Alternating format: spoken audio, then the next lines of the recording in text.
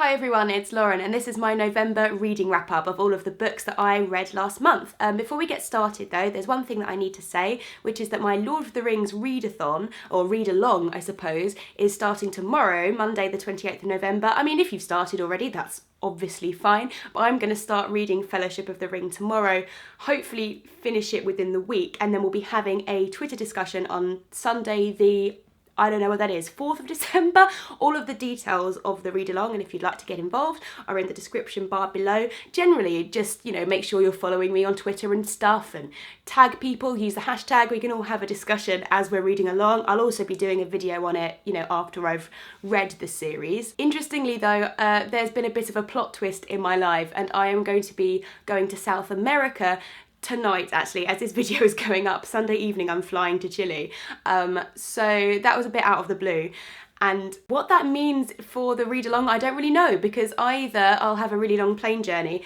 and it'll be fine and I'll get loads of the book read, or I'm just going to be so tired because I'm going there for work and I might not have any time to read at all. So could be good, could be bad. I don't know how well I'm going to be going this week, but that's fine. I'm going to keep going. I'll definitely be reading all your tweets and all of that stuff about it. So getting back to the book reviews, I mostly read non-fiction this month because of non-fiction November, which I wasn't really participating in properly, but it's quite nice just to have a little reminder to read some of the non-fiction that I've had on my shelf for ages. And the first one that I picked up was a book of essays, and that was Living, Thinking, Looking by Siri Husvet.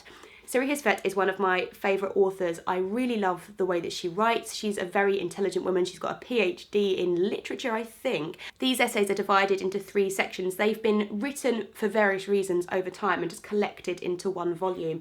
And they are divided into living, thinking, looking. The living essays are very much about the self, about the body. There's things about her and her relationship with her father, and then her relationship with her migraines that she has. And it's very biological based. Thinking is very psychoanalytical based.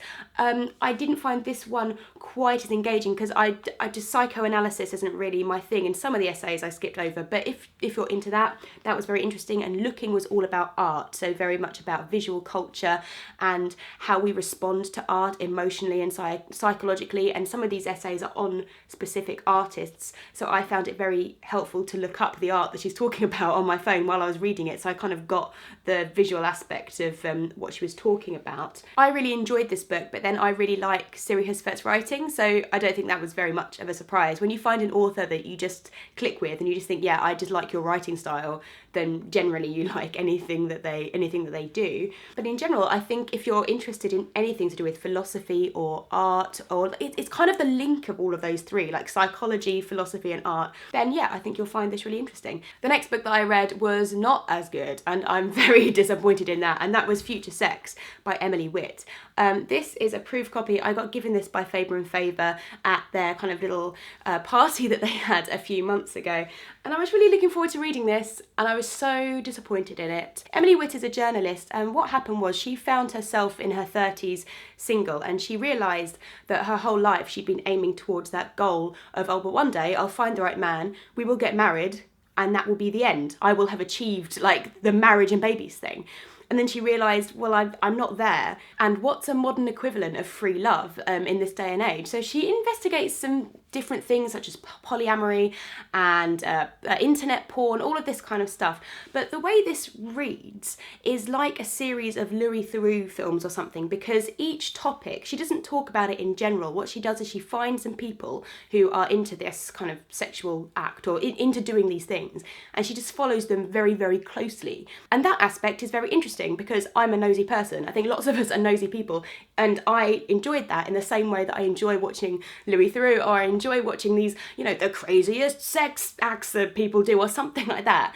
But whenever it was just Emily Witt writing or writing about herself, I just hated it. The introduction in particular, I nearly put the book down and didn't read it because the introduction was so pretentious and self-satisfied. Her sentences are just stretched out so much. It's like you do not need this many words in a sentence. She just can't write. She just can't write. Let me read you this. She's describing a man who's at the airport with her.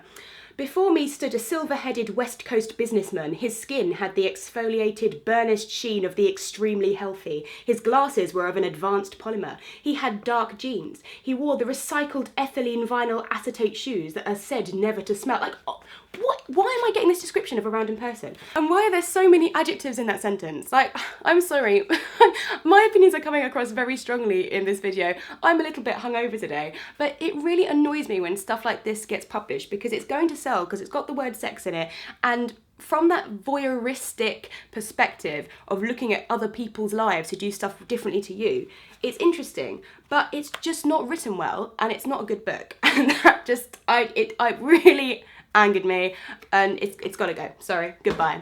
After that disaster, I decided to just like read something that I knew I was going to like, so I steered away from the non-fiction and read Autumn by Ali Smith. This is Ali Smith's newest novel, and I really liked this. It's very different, I think, from what she's written before, but I think what's interesting with Ali Smith is if you read her work chronologically, you can really see the development of her style, and now I feel like she's going off in quite a different direction, and that's not bad, it's just different. This is about a relationship between a young woman, Elizabeth, and an older man called Daniel, and they meet when she's a child and he's in his 80s, and he's like her next door neighbour, and time flashes between when Daniel's in a nursing home and Elizabeth's coming to visit him, interspersed with flashbacks of earlier in their relationship. And what I find interesting is that Ali Smith often plays with language in her books really, really beautifully, and in this book, I felt like she was more playing with imagery and ideas than she was specifically with the language, which just felt very different. It's got a lot of dreamlike qualities in it. It's got the backdrop of the Brexit vote, so it's very current, and it's one of those books which is sort of about everything. It's just about these two people, but it brings in pop art in the 60s. You're talking about politics, it's about women, it's about love, it's about connecting with people. And yeah, it's just a very interesting book and very different, I feel, to some of Ali Smith's writing. I mean, if anybody else has read it, this is out now.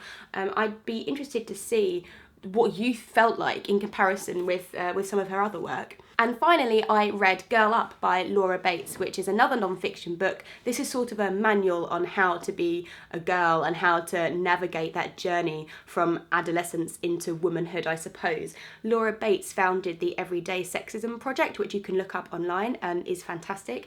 And this is probably aimed at, well, it's definitely aimed at people younger than me.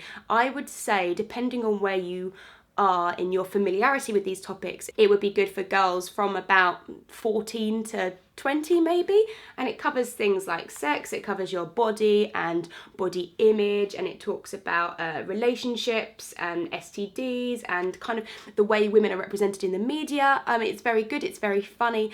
Obviously for me, I didn't learn anything new, but I do think that Laura Bates writes in a very easy to read, easy to relate to manner, and this is very much an antidote to the teen magazines giving young girls all these horrible mixed messages about themselves. It's the kind of book that I kind of wish I had when I was younger, or at least before I went to university, because it talks about sexism and feminism in ways that I had no idea about when I was a teenager, and I think this really helps you identify these things, and it's a very positive book for young women, and it's a very empowering book, I think, and it's very no nonsense. So yeah, I think overall it really achieves its aims. So that was my November. What did you read last month? Did you participate in non-fiction November as well? As always, I love hearing your thoughts on these books in the comments, and I will see you in my next video.